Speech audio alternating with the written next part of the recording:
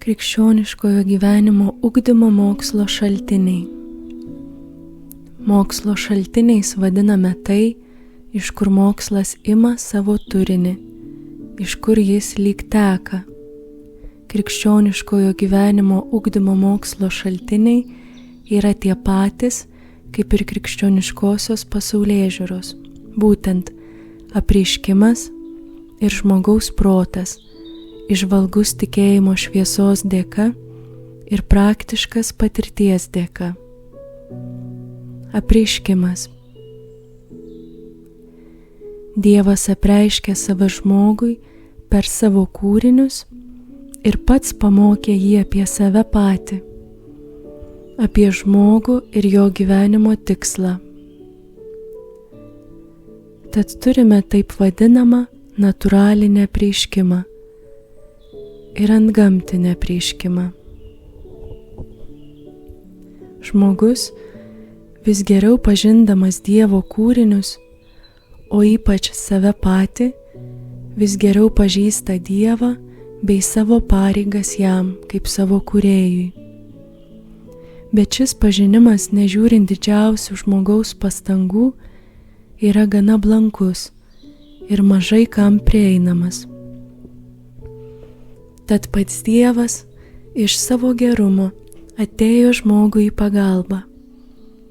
Šventajame rašte skaitome: daugel kartų ir įvairiais būdais praeityje Dievas yra kalbėjęs mūsų protėviams per pranašus, o galiausiai šiomis dienomis jis prabilo į mus per Sūnų. Ką Dievas yra apreiškęs iki Kristaus, dalis yra surašyta Evangelijose ir apaštalų laiškuose, o kita dalis gyvų žodžių buvo perduota vėlesnėms kartoms, kurių rašytojai tai yra užrašę savo knygose, drauge duodami viso to patikimus aiškinimus. Tai, kas surašyta Evangelijose ir apaštalų laiškuose, vadinasi Naujasis testamentas, o kas gyvų žodžių iš Kristaus mokslo yra perduota vėlesnėms kartoms, vadinasi tradicija. Šventasis raštas. Nors šventajame rašte moksliškai sutvarkytos doktrinos apie krikščioniškojo gyvenimo ugdymą nerandame, tačiau esmėje ji čia yra visa, tik išsisklaidžiusi įvairiuose pamokymuose, įsakymuose, patarimuose, maldose ir pavyzdžiuose. Šventasis raštas moko mus apie Dievą, apie jo prigimtį, jo tobulumus, apie jo neaprėpiamumą, kuris perima visą, apie jo begalybę, apie jo išmintį, gerumą, teisingumą, apie jo gailestingumą, tėvišką apvaizdą, kuria Dievas visa kuo rūpinasi, o ypač žmonėmis, kad juos išganytų, išlaisvintų iš nuodėmingos būsenos ir įvestų į savo garbę ir laimę. Apie Dievo vidinį gyvenimą, apie nuostabų Sūnaus gimimą iš Tėvo ir šventosios dvasios kilimą iš Tėvo ir Sūnaus, apie Sūnaus tapimą žmogumi ir jo veikimą dėl žmonijos išganymo, apie bažnyčios įkūrimą ir pavedimą jai tęsti atpirkėjo darbą žmonių giminėje iki pasaulio pabaigos, apie žmonių pašventinimą per Kristaus įsteigtus sakramentus ir jų vedimą į vis artimesnę vienybę su Dievu, kuri pasiekia savo tobulumą palaimintajame regėjime danguje. Visa tai nuostabiai didina mumyse pasitikėjimą Dievu ir žadina visišką atsidavimą jam meilėje. Dievo tėviška meilė žmonėms yra išsiliejusi įvairiais įsakymais bei patarimais. Tai jo meilės nurodymai, kas žmogaus tikrai garbei bei laimiai kenkia ir kas tarnauja. Tai, kas kenkia, uždrausta daryti, o kas tarnauja, įsakyta bei patarta daryti. Pirmoji šių Dievo meilės žmogui įrodymų sintezė – tai dekalogas, 10 Dievo įsakymų. Kokių puikių pamokymų, kaip tų įsakymų turime laikytis gyvenime, randame Pranašų ir vadinamose išminties knygose. Kristaus mokslas – tai neišsemiamos dieviškos išminties versmė, rodanti, kaip reikia žmogui gyventi, kad subręstų amžinai savo laimiai Dieve.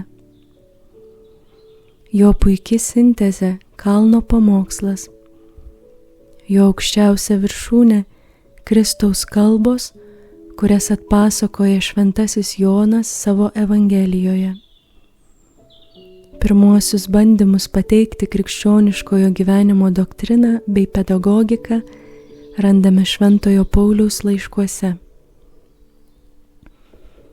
O kiek daug šventajame rašte randame maldos formų ir kokios jos išsamios. Taip gražiai jose yra išsakoma, ką turi žmogus išgyventi Dievo akivaizdoje.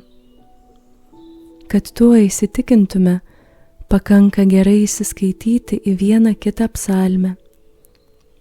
O Tėve mūsų malda – tai maldos šedevras, paties išganytojo kūrinys. Jie gyventi – tai nuostabiai greitai artėti į krikščioniškojo tobulumo viršūnės. Jei pamokymai tik skatina pagal juos gyventi, tai pavyzdžiai tiesiog verčia, įtaigoja pagal juos gyventi. O kiek daug puikių pavyzdžių randame šventajame rašte.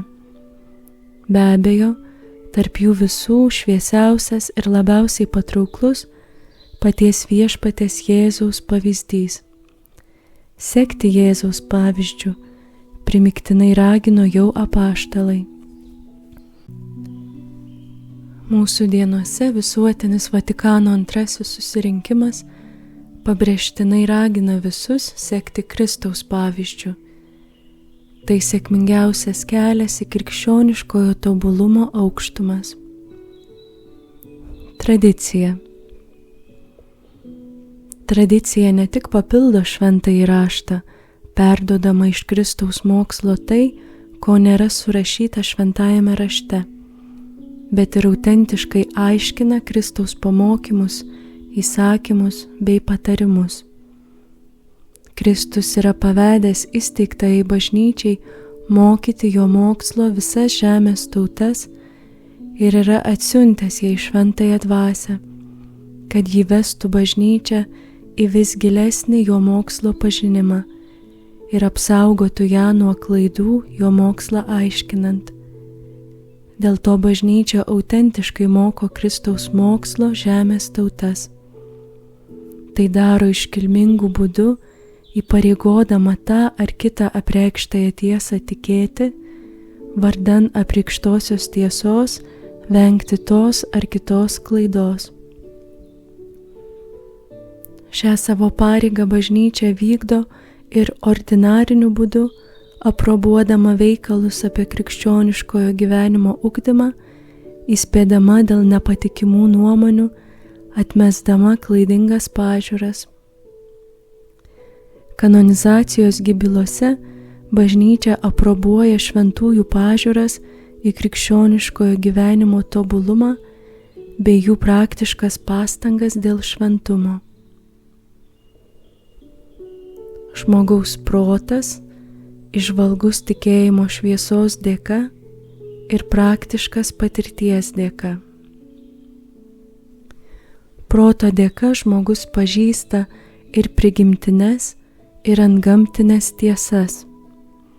Dėl to proto vaidmuo dvasinio gyvenimo pažinime, kaip ir kitose žmogaus gyvenimo srityse, yra ir būtinas, ir labai platus. Kad žmogaus protas galėtų pažinti apreikštąsias tiesas, jis turi būti iškeltas į jų buvimo plotmę. Tai įvyksta per tikėjimo malonę. O kad būtų pajėgus bendruosius principus taikyti atskiriems gyvenimo atvejams, turi būti susipažinęs su psichologinė patirtimi. Tokio žmogaus proto pirmasis uždavinys – surinkti ir moksliškai apdirbti šventojo rašto bei tradicijos pamokymus apie žmogaus dvasinį gyvenimą. Tai yra suvokti jų esmę ir juos išsiaiškinti pagrindinių tikėjimo tiesų šviesoje. Daryti iš jų praktiškas išvadas net smulkiausiams žmogaus gyvenimo atvejams. Pagaliau apginti juos nuo neteisingo tų tiesų supratimo. Dvasios gyvenimas tai ne vien teorija, bet ir praktiškai išgyvenamas dvasios gyvenimo mokslas. Dėl to reikia istoriškai įrodyti, kaip jis buvo šventųjų išgyvenamas. Štai dėl ko reikia gerai susipažinti su įvairių šventųjų biografijomis, kad pažintume, kaip bendrieji principai buvo sėkmingai taikomi įvairaus charakterio tautose, tokiose ir kitokiose gyvenimo aplinkybėse. Kad šis darbas būtų sėkmingas, reikia gerai susipažinti ne tik su bendraja psichologija, bet ir su atskirų tautų psichologija ir pagal eksperimentinės psichologijos metodus atidžiai stebėti dabarties žmonės.